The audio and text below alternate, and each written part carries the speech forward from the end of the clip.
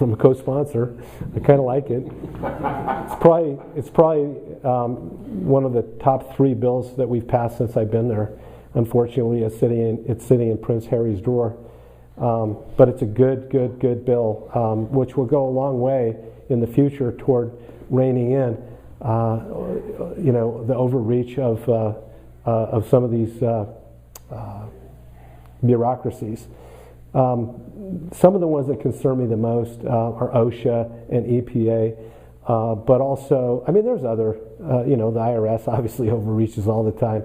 But I think that the REINS Act would make it clear that when we pass a law, that Congress intends to be accountable all the way through. And that means after they do the rulemaking, after the bill is passed and the agency that gets responsibility for enforcing the law does its rules, then those rules have to come back to Congress again for an up or down vote to say, yeah, that's what we meant.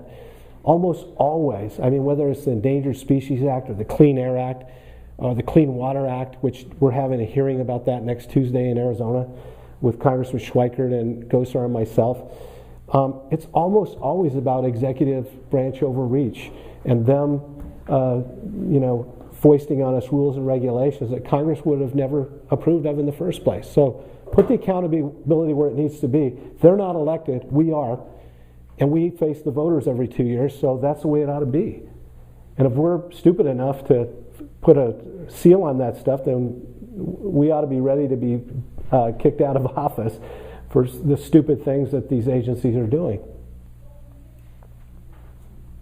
I think it will go a long way toward making us a competitive nation again in manufacturing, which is what I'm really worried about. I think we lower the corporate taxes and we get the REINS Act and we start, making sure that every regulation that's put out there is based on cost benefit and sound science. And if we can do those things, I think it'll make us competitive again.